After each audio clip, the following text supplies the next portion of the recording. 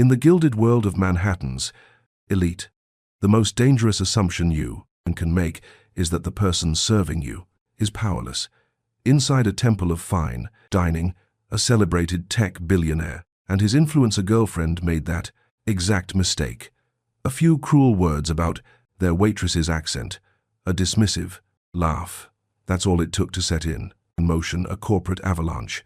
They saw her as a nobody, a fleeting part of their perfect evening. They had no idea. They were speaking to the very woman who held the fate of their entire Emma in her hands and who had just made a brand new decision about her $150 million investment. The air in Aurelia, a 3 Michelin star jewel nestled in Tebeka, was thick with the scent of white truffle and quiet money. Conversations were murmurs, laughter was curated, and the fans' laughter was done considering the murmurs' laughter was curated. Clinking of Christopher silverware against Bernardo porcelain was the restaurant's delicate heartbeat.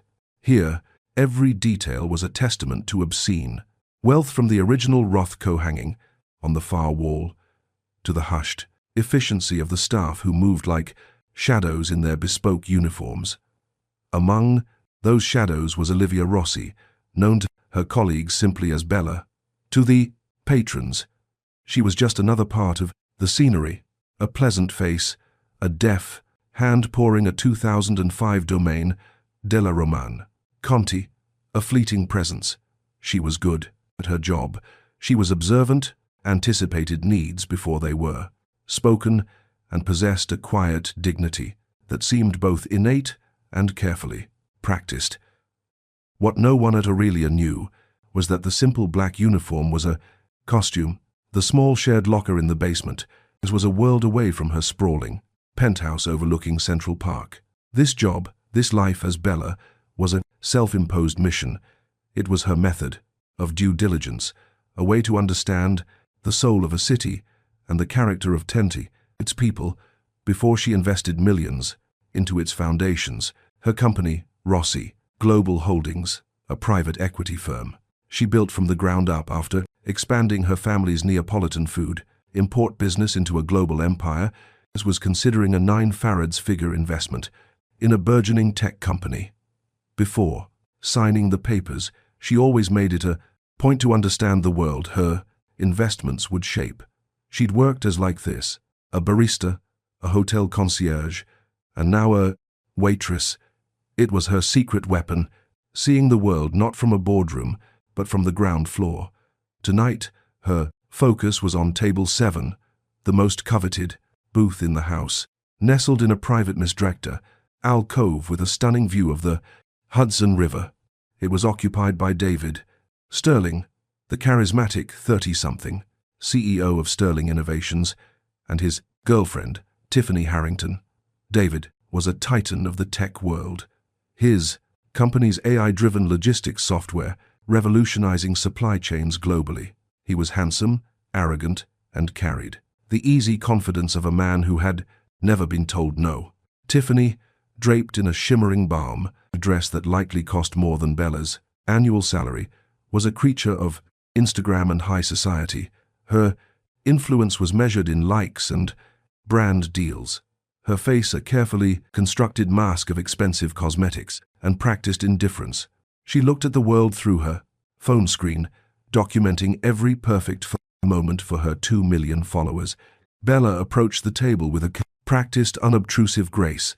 "Good evening, Mr. Sterling. Miss Harrington. May I start you off with an aperitif?"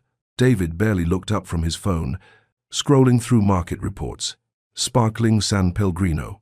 Tiffany, however, held her phone up, angling it to capture the diamond bracelet on her wrist against the backdrop of the flickering candlelight. She looked at Bella, her eyes scanning her from head to toe with a dismissive air. "And bring a bottle of the Patris. 2010. Bella gave a slight nod. The 2010 Patris was a $7,000 bottle of wine. It was a statement. "An excellent choice, Miss Harrington. We'll just need to confirm that with our sommelier." She spoke with a soft melodic cadence, a subtle accent that clung to the edges of her vowels, a remnant of a childhood spent in Naples before her family moved to America. Most people found it charming. Tiffany Harrington was not. Most people. Tiffany lowered her phone, a small, cruel smirk playing on her lips. She leaned towards David, her voice a stage, whisper designed to be overheard. Did you hear that? Where do they even find the help these days? The hills of Tuscany. David chuckled, a low, dismissive sound, still not looking up. Be nice, Tiff. She's just trying to do her job. His words were a token defense, utterly devoid of conviction. He didn't care. Bella's spine stiffened, but her expression remained a placid mask of professional courtesy. She had faced far worse than again socialites' casual cruelty in her life. She'd battled corporate raiders in hostile takeovers and navigated the treacherous waters of international trade negotiations. This was nothing. Still, a familiar hot sting of indignation pricked at her. She wasn't just a waitress. She was a person. She returned to the table a few minutes later, the sommelier in tow. As he began the formal presentation of the wine, Tiffany interrupted him, waving a refessed, dismissive hand. Just give it to her, she said, nodding at Bella. Let's see if she can handle it. The sommelier, a proud Frenchman named Jean-Pierre, looked aghast, but a sharp glance from the restaurant manager, Mr. Henderson, who was hovering nervously nearby, silenced his protest. This was David Sterling's table. The customer was always right, especially when they were a billionaire. Bella took the bottle. Her hands, which had signed off on deals worth hundreds of millions of dollars, were steady, as she expertly cut the foil and eased the cork from the bottle with a barely audible sigh. The contempt radiating from Tiffany was a physical force, a palpable wave of disdain. Bella focused on her task, her movements, precise and economical. She knew this was a test, a petty game, acts of power, and she refused to give Tiffany the satisfaction of seeing her falter. She poured a small amount into David's glass for him to taste. He swirled the deep ruby liquid, sniffed it, and nodded his approval without a word. Bella then moved to pour for Tiffany. As the wine flowed into the delicate Zalto glass, Tiffany watched her. Her eyes narrowed. You know, Tiffany began, her voice dripping with condescension. My family has a summer home in Italy, the real Italy, not some little village where you all stomp grapes with your feet. She paused, waiting for a reaction. You must miss it. The simple life. Bella finished pouring and placed the bottle on the table, her face unreadable. My life is not so simple, Miss Harrington, she replied, her voice even, but I do appreciate a good wine. The faintest hint of steel in her tone seemed to register with Tiffany. For the first time, Tiffany looked at her, really looked at her as if trying to place where she had seen this quiet confidence before. But she quickly dismissed it. This was a waitress, a nobody. Just make sure our glasses don't get empty, Tiffany snapped, turning back to David. Now, darling, tell me about the big meeting tomorrow. The new investor. Are they finally going to give you the money you need to crush Bezos? David finally put his phone down, a genuine spark of excitement in his eyes. It's a done deal. 150 million. The final piece of the puzzle. It's some private equity firm, Rossi Global Holdings, run by some woman, apparently never met, and her, all done through her lawyers. But, as with this cash injection, we're not just competing, we're dominating. Bella, standing a few feet away, heard the name of her own company. A cold, clear sense of purpose washed over her, hardening the soft edges of her patience into something sharp and unyielding. The night, she realized, had just become far more interesting. And for David, Sterling and Tiffany Harrington, far more consequential.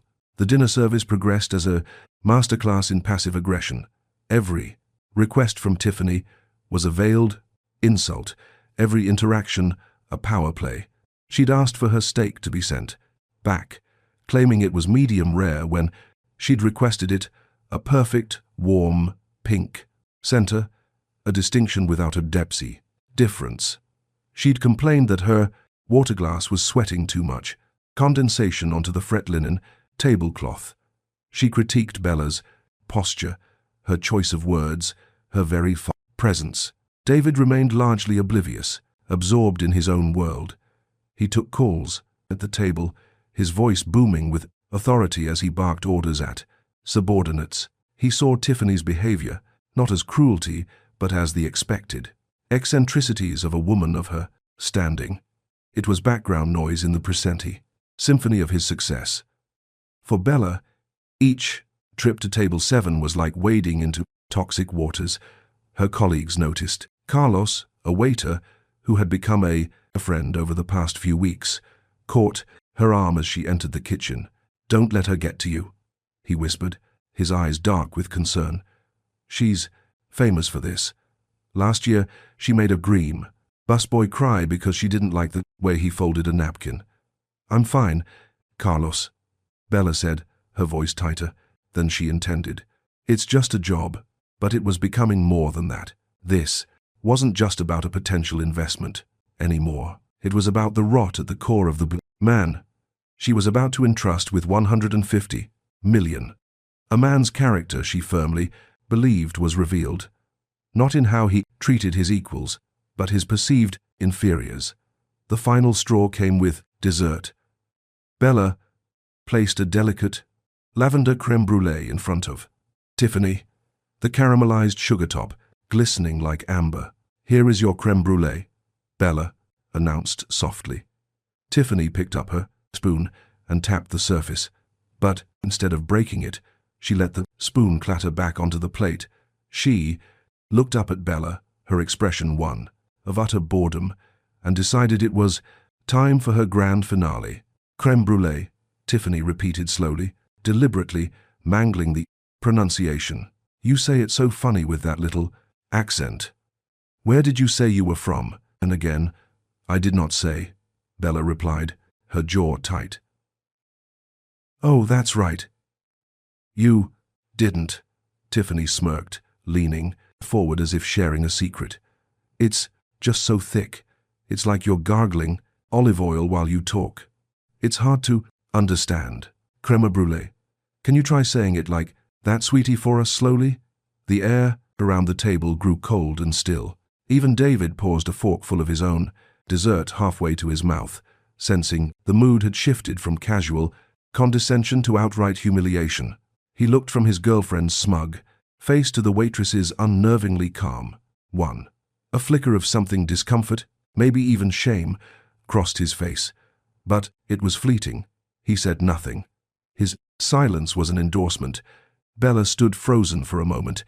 Every fiber of her being screamed at her to unleash the full force of her identity, to tell this vapid, cruel woman that the funny accent she was mocking had commanded boardrooms across the globe, to tell her that she could buy this restaurant, this building, and everything Tiffany was wearing with the interest she earned in a single day.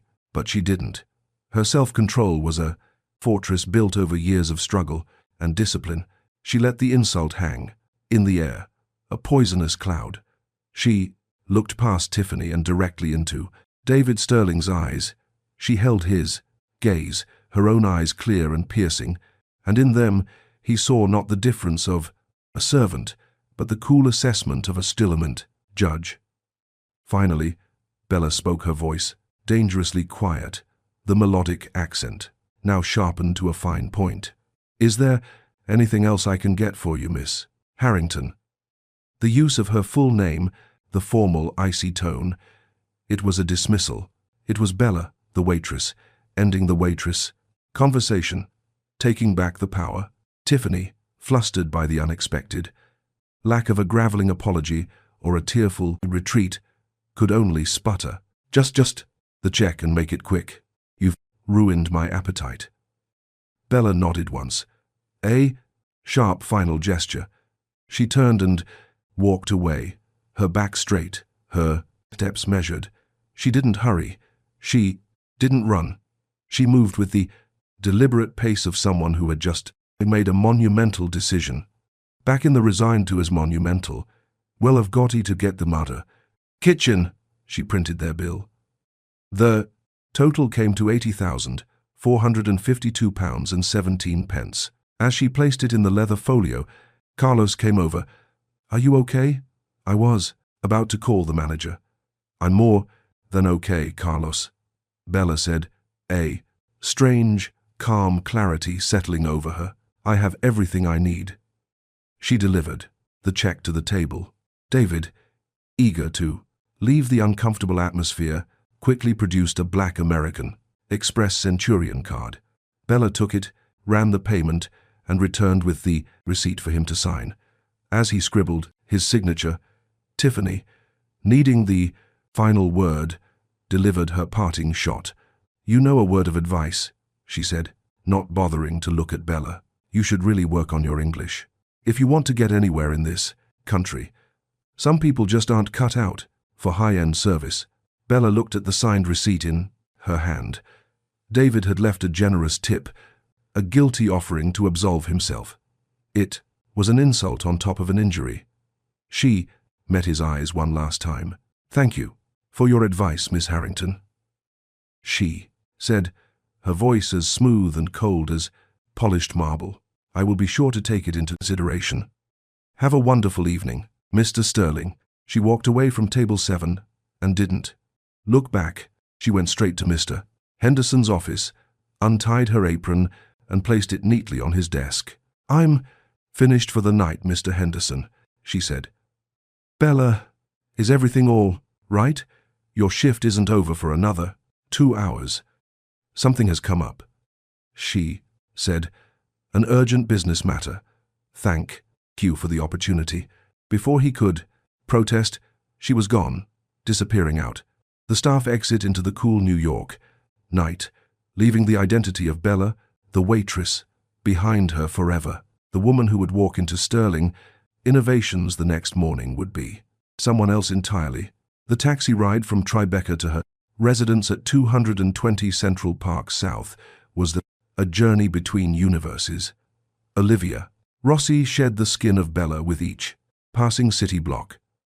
The lingering scent of truffle-fried scallops was replaced by the cool, clean fragrance of the leather seats.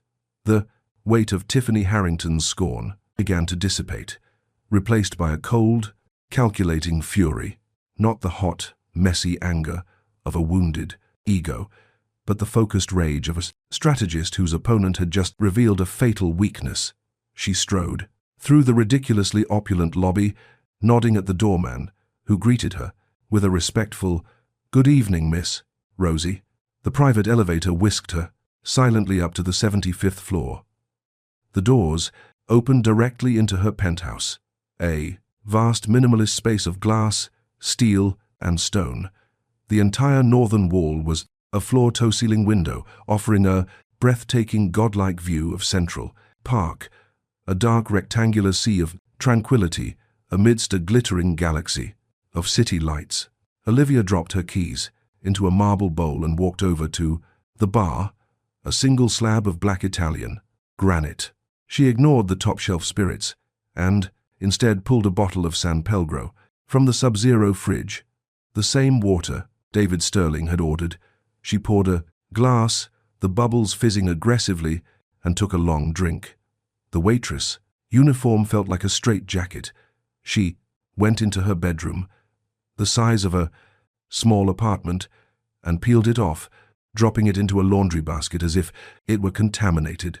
She showered, letting the steaming hot water wash away the last vestiges of Aurelia. She emerged, wrapped in a plush fret robe, the same brand as the tablecloth Tiffany had fussed over, and padded back into the living room. On a slan, massive oak desk sat her laptop, a sleek, powerful machine. She opened it, and the screen lit up with the Sterling Innovations investment prospectus. There it was in black and white.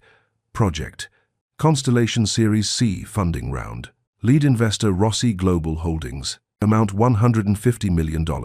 Her finger hovered over the trackpad. An hour ago, this deal was a foregone conclusion.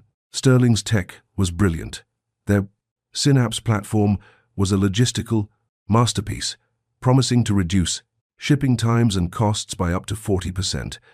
The projections were stellar, the market ripe for disruption. Her analysts had vetted the numbers, and they were solid. But numbers weren't everything. She had built her info on one core principle taught to her by her grandfather who started their family business with a single olive grove in Naples. Invest in people, not just ideas. An idea could be stolen or replicated. The character of a leader, however, determined a company's resilience, its integrity, its soul. And what had she seen tonight? She had seen the character of David Sterling.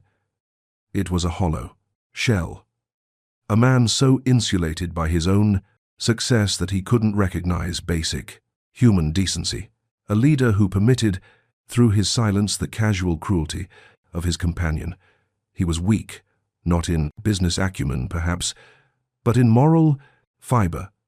And that kind of weakness, Olivia knew, was a cancer. It starts small, but eventually corrupts everything it touches.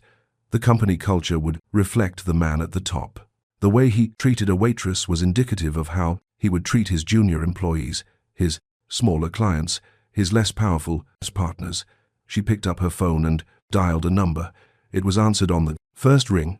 "Arthur," she said, her voice now devoid of any trace of a waitress's deference. It was the voice of command. "It's Olivia." Arthur Vance was her chief counsel and mentor, a 70-year-old man with a mind as sharp as a scalpel. "Olivia, it's nearly midnight. I trust your final bit of unorthodox reconnaissance was fruitful." He never fully approved of her undercover methods, but he couldn't argue with their results. "Extremely," Olivia said, walking over to the window and gazing down at the city. "There's been a material change in circumstances regarding the Sterling deal." There was a pause on the other end. "A material change. Our final sign-off is scheduled for 10 a.m. The wire transfer is already CU'd." "What kind of change?" The kind that calls the entire character of the CEO into question," she replied. "Tell me, Arthur, what are our options?" "The term sheet is signed, but the funds haven't been transferred. How much leverage do we have?" Arthur was sunk for a moment. "Processing. The term sheet is non-binding, but it creates a strong obligation in good faith. Pulling out now would send shock waves. We'd need a very, very good reason. A breach of a major representation or warranty." "What about a key person clause?" Olivia asked. "Does our agreement have language pertaining to the conduct and integrity of the CEO?" "Of course," Arthur said. "Standard boilerplate conduct that could bring the company into disrepute. But it's usually invoked for things like criminal charges or public scandal." "Olivia." "Not," he trailed off, inviting her to explain. Olivia relayed the events of the evening. In a calm, dispassionate tone, she didn't embellish or editorialize. She simply presented the facts, the condescension, the mockery, Tiffany's venom, and most importantly, David's silent, complicit approval. When she finished, Arthur let out a low whistle. "Good Lord, the arrogance is astounding. But is it enough to kill a $150 million deal?" "Killing the deal is one option," Olivia said, a new, more audacious idea beginning to form in her mind. "But it feels insufficient. Sterling Innovations has a brilliant product and hundreds of talented employees. Why should they suffer for the sins of their CEO? The technology is sound. The foundation is strong. It's the man in the big chair who is the liability." Arthur caught her meaning instantly. "Oh no, Olivia, you're not suggesting." "Why not?" Olivia's voice was now electric, with energy. "He's over-leveraged. I've seen his personal financials. He's poured every penny into this company. He needs our cash to stay solvent and fight off that takeover bid from Oracle. He's desperate." "You're talking about a hostile restructuring," Arthur said, his tone a mix of alarm and admiration. "You want to use the default clause to renegotiate the terms to take control.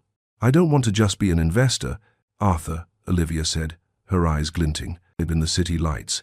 I want to be a partner, a controlling partner, one who ensures the company's culture is as robust as it's combed. She paused, the memory of Tiffany's sneering face flashing in her mind. David Sterling needs to be taught a lesson in humility, and I am going to be the one to teach him. This is incredibly aggressive. It's a bloodbath. It's business. Olivia corrected him. He showed me his character. Now I'll show him mine. Get the team ready. I want a new set of terms drawn up by sunrise. I'll be leading the meeting tomorrow morning personally. And the old terms? Arthur asked. Shred them, Olivia said. The deal as it stands is dead. She hung up the phone. The woman who had been mocked for her accent was about to use her voice to orchestrate a corporate takeover. The waitress, Tiffany Harrington, had tried to humiliate, was about to become her boyfriend's worst nightmare. The atmosphere in the Sterling Innovations headquarters on Park Avenue was one of electric anticipation. The morning light streamed through the floor-to-ceiling windows of the 50th floor conference room, illuminating a scene of nervous energy. The long, obsidian table was polished to a mirror shine. Bottles of Fiji water stood like soldiers at each place setting. A team of David's top executives, the CFO, the CTO, the head of operations were all present. Their faces a mixture of excitement and anxiety. This was the day. The $150 million wire transfer from Rossi Global Holdings was more than just money. It was validation. It was the key that would unlock the next phase of their global expansion. A war chest to fend off their lumbering corporate rivals, and a definitive signal to Wall Street that Sterling Innovations was the future. David Sterling stood at the head of the table, exuding confidence. He was dressed in a custom Tom Ford suit, a Patek Philippe watch on his wrist. Last night's dinner was a distant memory, a minor blip of unpleasantness already forgotten. He had woken up this morning feeling like a king, the taste of victory already on his tongue. All right, people, listen up, he said, clapping his hands together. The meeting is at 10. I want everyone sharp. Robert, you have the latest performance metrics. Robert Chen, the COO, and David's longtime second in command, nodded, tapping his tablet. Ready to go, David. Q3, growth is up 18% quarter-over-quarter. User acquisition is exceeding all projections. Robert was the opposite of David. He was quiet, meticulous, and deeply respected by the rank-and-file employees. While David was the visionary and the salesman, Robert was the one who made the trains run on time. He was also the only one who seemed to notice the fine cracks in David's armor of arrogance. Good. Excellent, David said, pacing the room. The representative from Rossi will be here any minute. From what I hear, it's the principal herself, Olivia. Rossi. A bit unusual for her to come in person for a final signing, but it shows how serious they are about us. Suddenly, the door to the conference room swung open, and Tiffany Harrington sasheted in, carrying a ridiculously small jackamus handbag and a large cup of coffee. Oh, Robert Chen visibly flinched. Tiffany, what? What are you doing here? What does it look like, Robbie? She chirped, planting a kiss on David's cheek. I'm here for moral support. I want to be here when my brilliant boyfriend officially becomes the most powerful man in tech. David beamed, wrapping an arm around her waist. I told her she could sit in. It's just a formality, a signature and a handshake. No harm done. Robert looked horrified.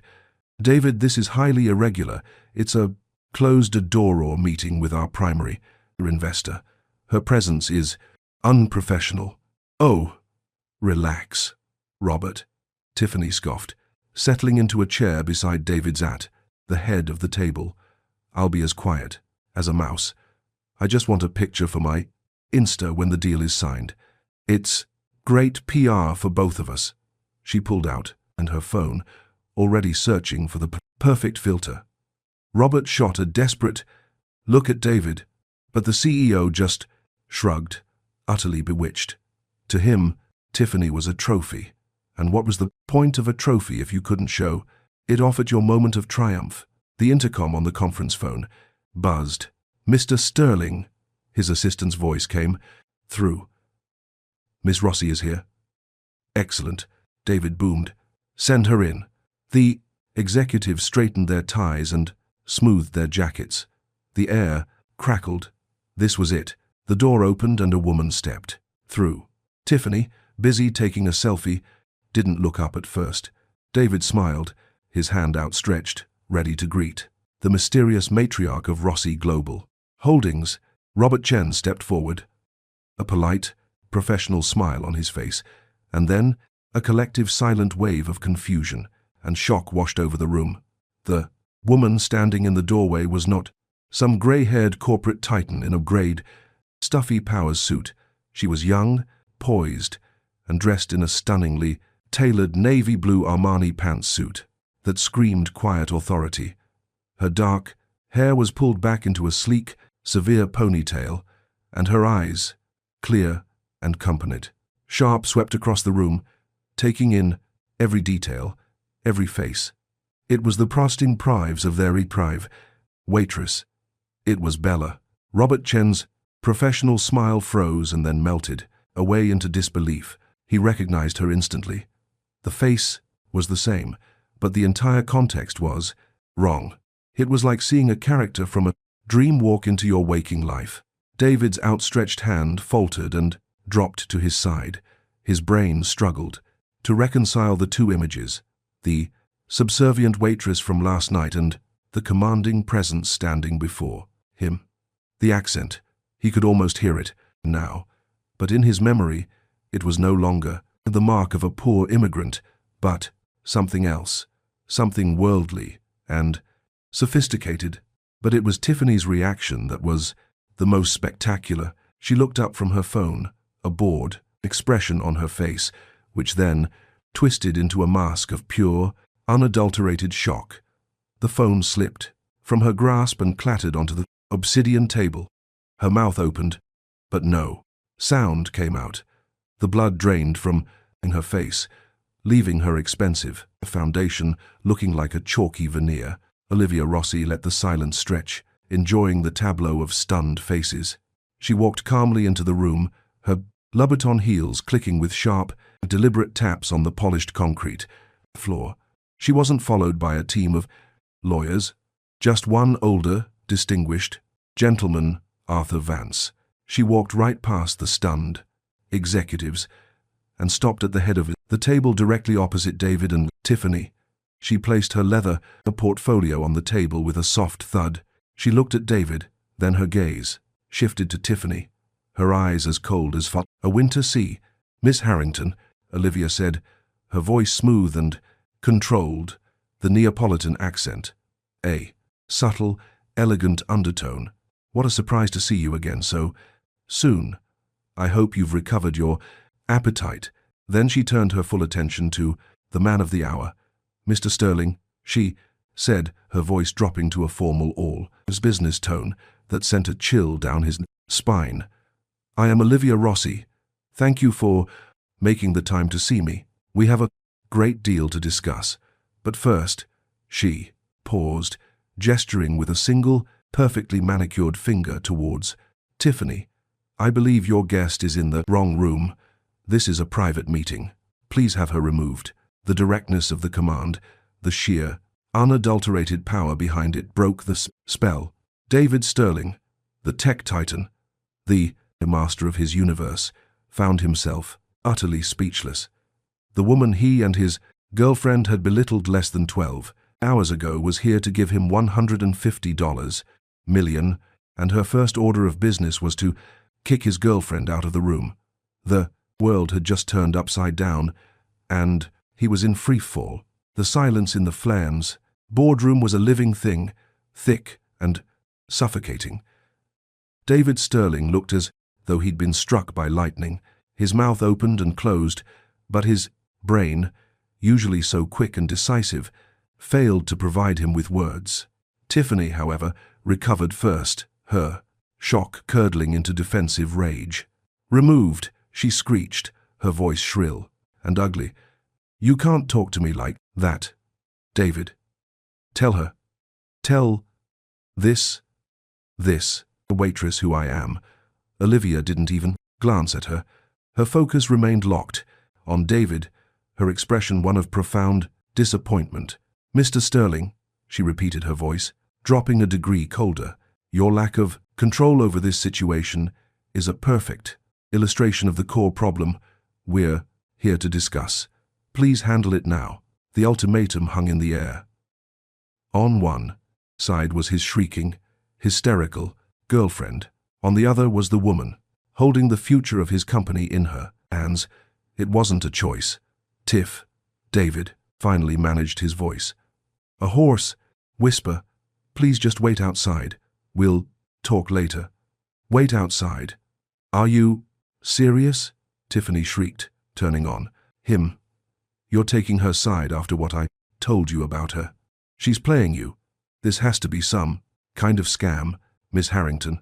Arthur Vance interjected, his voice calm and authoritative, stepping forward for the first time. "I am Arthur Vance, General Counsel for Rossi Global Holdings. I can assure you, this is no scam. My client, Miss Rossi, is the sole proprietor of the firm with which you have been negotiating for the past 6 months. Now, as this is a sensitive financial meeting, your presence is inappropriate. Security can escort you out, or you can leave on your own. The choice is yours." The mention of security was the final blow. Humiliation washed over Tiffany's face. She shot a look of pure venom at Olivia, then a betrayed, pleading look at David. When he refused to meet her eyes, she snatched her purse from the table, her hands trembling with rage. "Fine," she hissed, her voice cracking. "Fine. You'll regret this, David. Both of you." She stormed out of the room, slamming the heavy glass door behind her. The sound echoed like a gunshot, leaving a ringing silence in its wake. Olivia waited a beat, allowing the drama to settle. Then she calmly took her seat at the head of the table. "Well," she said, opening her portfolio, "now that the distractions are dealt with, let's get down to business." David, visibly shaken, sank into his chair. Robert Chen and the other executives exchanged nervous, bewildered glances. They were completely off script, adrift in uncharted territory. I apologize for that," David stammered. "I don't know what to say, Miss Rosie. About last night. Last night was not a pub's social call, Mr. Sterling. It was the final stage of my due diligence." Olivia cut him off cleanly. "My firm doesn't just analyze spreadsheets. We analyze character. And what I observed was a severe liability in the leadership of one Sterling Innovations." She paused, letting the weight of her words land. "I observed a CEO who is so detached from the reality of his own service environment that he is functionally blind. I observed a man who not only permits but tacitly encourages a culture of disrespect and arrogance, a culture that I can only assume permeates this company from the top down." David polled. "That's not fair. What happens in my personal life has no bearing on how I run my company." "On the contrary," Olivia countered, her voice like ice, "it has every bearing. Your personal life was on display in a public forum, creating a hostile environment for the working staff. The woman you allowed to verbally abuse one of those staff members is the same woman you brought into a confidential investor meeting. That doesn't show a separation of personal and professional life. It shows a catastrophic lack of judgment in them both. It tells me you are reckless." She leaned forward, her eyes pinning him in place. "The agreement we had on the table was based on the assumption that I was investing in a visionary leader. I was mistaken. I was investing in a liability. Therefore, that deal is no longer on the table." A collective gasp went through the room. Robert Chen put his head in his hands. David looked like he might be sick. No longer. On the table, he choked out. But the term sheet, we had an agreement. We had a non-binding piece of paper, Arthur Vance clarified smoothly. One, with a material adverse change clause, which we believe this situation more than qualifies for. So that's it? You're just walking away? David asked, desperation creeping into his voice. Because of a misunderstanding at a restaurant. You'd kill the company, put hundreds of devast people out of work over a few careless words. This was the moment Olivia had been waiting for.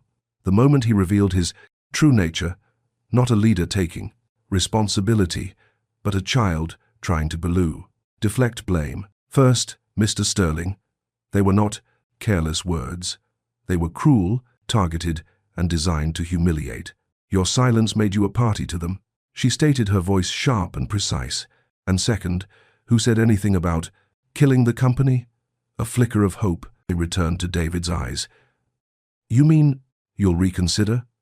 No, Olivia said, flatly. I am not reconsidering the old and first deal. I am proposing a new one. She slid a new document binder across the polished table towards him. It was half the thickness of the original. David stared at it as if it were a cobra. The technology behind Sterling Innovations is sound, Olivia continued. Your team, especially the people Mr. Chen manages, is first-rate. The asset is valuable. The leadership, however, is compromised. Therefore, Rossi Global Holdings will no longer be making a minority stake investment. She stood up and walked to the window, looking out over the city skyline before turning back to face them. Instead, we will be executing a leveraged buyout of a 51% controlling interest in the company, she announced. The room erupted in shocked murmurs. That's insane, David shouted, jumping to his feet. I'll never agree to that. This is my company. Is it? Olivia challenged, her voice quiet but carrying more weight than his shout. You're leveraged to the hilt. You have a bridge loan coming due in 30 days that you can't pay. Without our capital, Oracle has a standing tender offer on the table that your board is legally obligated to consider, one that would see you ousted and your entire executive team replaced. You have no cards left to play. She returned to the table and pointed to the brilliant new binder. My offer is this. We inject $200 million into the company, double the original amount. We kill the Oracle bid. We pay off your debt, and we fund Project Constellation and more. The company survives. Your employees keep their jobs. The technology thrives. David stared at her, breathing heavily. What's the catch? The catch, Olivia said, her gaze unwavering, is that you are no longer CEO. You will be moved to a chief product officer role with no boardroom seat and no executive authority. You will focus on what you're good at, the tech, and stay out of leadership. And who, David asked, his voice dripping with sarcasm, would you deign to install as the new CEO? Olivia's eyes flicked to the man sitting silently beside David, the man who had looked horrified by Tiffany's behavior, the man who ran the company day to day. Mr.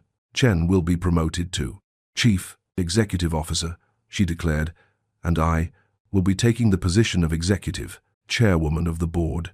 The silence that followed was absolute. Robert Chen looked up, his face a mask of utter astonishment. David Sterling stared at his number two, then at Olivia, the look of betrayal and utter defeat dawning on his face. The waitress he'd ignored was not just taking his money back.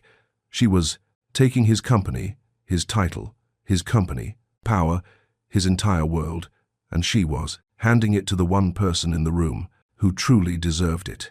The boardroom became a pressure cooker. David Sterling cycled through a series of emotions: disbelief, rage, pleading, and finally a hollow, defeated resignation. He paced the room like a crinkled animal, his Tom Ford suit suddenly looking like a costume he was no longer entitled to wear. "You can't do this," he repeated through the words lacked conviction. "The board will never approve it.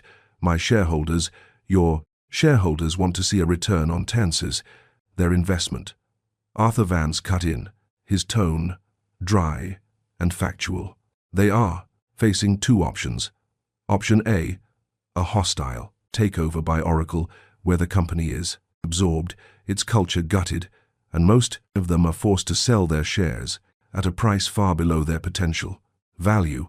Option B, a massive cash infusion and a new stable leadership structure, led by a respected internal candidate and backed by one of the most successful private equity firms in the country. Which option do you think they will choose, Mr. Sterling?" David had no answer. He looked at Robert Chen, his eyes pleading for an ally. "Robert, you can't be okay with this. We built this company together." Robert Chen, who had been silent and stunned until now, slowly lifted his head. He looked not at David, but at Olivia. There was a complex mix of shock, fear, and a dawning sense of opportunity in his eyes. He had spent years as David's loyal lieutenant, cleaning up his messes, managing the teams he ignored, and quietly steering the ship while David took the credit. "David," Robert began, his voice steady and clear, "you brought your girlfriend to and fixed him. Investor meeting. You let that scene at the restaurant happen. You've been reckless with spending. You've ignored HR complaints about the culture you've created. I've been telling you for a year that we were vulnerable. You didn't listen." He turned to Olivia. "Miss Rosie, your assessment is harsh, but it is not wrong. The betrayal was complete. It was a corporate coup, and David was the deposed king." He collapsed back into his chair, the fight gone out of him. The swagger, the arrogance, the easy confidence. It had all been a fragile shell, and Olivia Rossi had shattered it with a single well-aimed blow. "You have until 5 p.m. today to accept the terms," Olivia said, rising from her chair. "If I don't hear from your lawyers by then, the offer is withdrawn, and I will personally call Larry Ellison's office and let them know. Sterling Innovations is ripe for the dotic picking. I believe he'll be very grateful for the tip." She snapped her portfolio shut. "Arthur, Mr. Chen, a word, please." She swept out of the mint boardroom, leaving David Sterling alone. In the wreckage of his empire, with only the Fiji water and the ghosts of his bad decisions for company. In an adjacent office, Olivia laid out her vision to a still dazed Robert Chen. "This company needs a cultural reset. Robert, your product helps people who work in warehouses, on shipping docks, in delivery trucks. Your CEO needs to respect those people. The first thing, and we're going to do, is establish a new code of conduct. We are also instituting a profit-sharing program for all employees, not just the executives." She looked him in the eye. "I chose you because I've been watching you for months. You command respect, not demand it. You're the one the employees trust. Don't make me regret this decision." "I won't, Rosie," Robert said, a new sense of purpose in his voice. "I won't." Meanwhile, the unraveling of Tiffany Harrington was swift and brutal. After storming out of the Sterling offices, she immediately tried to do what she always did when she was upset: retail, therapy. She strode into the Chanel, a boutique on Madison Avenue, her face a thunderous mask. "I'll take this one," she said to a sales associate, pointing to a $10,000 handbag. She handed over her credit card, a supplementary card, linked to David's account. The associate and returned a moment later, her expression apologetic. "I'm so sorry, Miss Harrington. The card has been declined." "Declined?" Tiffany snapped. "That's impossible. Run it again." They ran it. Again. Declined. Tiffany's face turned white. She frantically tried another card, also linked to David. Declined. Third, declined. In his office, amidst his despair, David had made his first and only decisive action of the day. With a few keystrokes he had financially severed himself from her, the perks, the access, the entire golden scaffolding of her life, which she had thought was her own, but had always belonged to him, was gone. She stumbled out of the store, her phone buzzing incessantly. It wasn't her friends. It was Page 6 gossip. Columnists. Someone from the Sterling office had leaked the story. Tech mogul David Sterling ousted in shock takeover. One headline blared, "Influencer Tiffany Harrington's public meltdown at center of Billionaire shakeup," screamed another. Her world wasn't just collapsing. It was being publicly dismantled for the world to see, a spectacle for the very audience she had cultivated. The phone in her hand, the device that had been the source of her power and fame, was now a conduit for and her ruin. The likes were turning to laughing emojis. The Fing comments were being replaced by snake emojis and insults. Her carefully curated life was burning down in real time. At 4:45 p.m., 15 minutes before the deadline, Olivia's lawyer received the call. David Sterling accepted the terms. The king had abdicated his throne. 3 months later, the transformation at Sterling Innovations was palpable. The 50th floor, once the exclusive domain of David and his inner circle, had been bruited, redesigned. The corner office, David's former throne room, was now a collaborative workspace for promising junior engineers. The entire atmosphere had shifted from a high-stakes, high-stress boys' club to a more focused, professional, and respectful environment. Robert Chen had stepped into the CEO role with a quiet confidence that inspired loyalty. Guided by Olivia, who served as an active and engaged executive chairwoman, he implemented the changes she had mandated. The new employee profit-sharing program was a massive morale booster. The company culture, once a reflection of David's arrogance, was now being rebuilt on a longer foundation of integrity and mutual respect. Productivity and innovation soared. David Sterling, now the chief product officer, was a changed man. The public humiliation had stripped him of his hubris. He was humbled, quieter, and, for the first time, focused solely on his work, without the pressures of leadership for which he was so ill-suited. He excelled, developing new features for the Synapse platform that were more brilliant than ever. He and Olivia had a professional, if distant, relationship. He respected her and feared her in equal measure. He had learned his lesson the hard way. He never heard from Tiffany Harrington again. Rumor had it she had moved back home with her parents in Ohio, her influencer career in ashes. One crisp autumn afternoon, Olivia was finishing a Lysis Lever, a board meeting, when her assistant informed her she had a visitor. A few moments later, Carlos, her former Sea Orca from Aurelia, was shown into her office. He was dressed not in a waiter's uniform, but in a smart business suit, looking nervous but excited. "Bella, I mean, Miss Rosie," he stammered, his eyes wide as he took in the panoramic view. I can't believe it." Olivia smiled a genuine warm smile. "Please, Carlos, it's Olivia. It's good to see you." "You too," he said. "Listen, I came to thank you. After you left, things at the restaurant changed. A new corporate benefits package showed up. Full health and dental, a retirement plan, stuff we've never had, and Mr. Henderson told me the new program was sponsored by one of our big corporate clients, Sterling Innovations."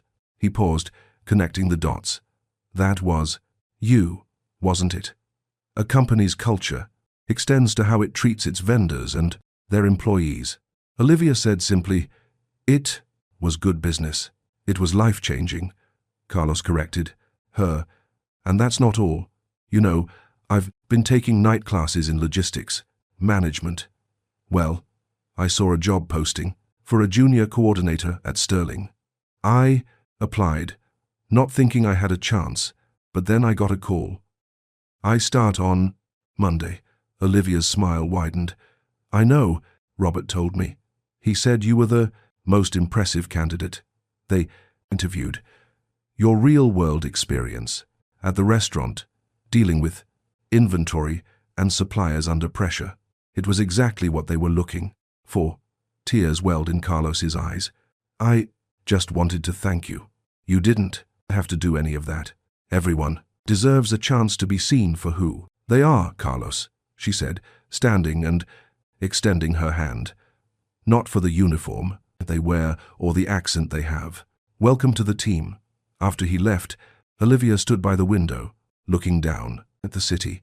It wasn't a view of conquest, but of responsibility. She hadn't set out to destroy David Sterling. She had set out to build something. The incident at Aurelia hadn't been an obstacle. It had been an obstacle. Opportunity. An opportunity to replace a rotten foundation with a stronger one. Her phone buzzed. It was a text from Arthur. Oracle just announced a major acquisition of our biggest competitor. Their stock is down 5%. Ours is projected to jump 10% at opening bell tomorrow. Your timing was, as usual, impeccable. Olivia typed a simple reply. It wasn't timing. It was character. She had won, not just the company, but something more. She had proven that, in the cutthroat, the world of business, in the gilded cages of New York City, the greatest asset wasn't money or power, but the integrity to see, the humanity in everyone from the billionaire in the boardroom to the waitress serving his wine. And that was a truth worth more than any investment. And that's how a single evening of cruelty completely rewrote the future of a billion-dollar company. This story is a powerful reminder that our true character isn't defined by our wealth or our status, but by how we treat those we have no obligation to impress. Olivia Rossi didn't just seek revenge. She sought justice and created a better reality not only for herself but for hundreds of employees who deserved a not-as-eyed leader who valued them. She turned an caving/ly to house of the insult into an empire built on respect. What do you think about the choices she made? Was it a brilliant power play or a step too far? We've all seen or experienced the moments where someone was underestimated or treated poorly. Share your thoughts and stories in the comments below. We'd love to hear from you. If this story of karmic justice and hidden strength resonated with you, please show your support by hitting that like button, sharing this video with friends, and most importantly subscribing to the channel for more unforgettable stories. Every click helps us bring more content like this to you. Thank you for listening.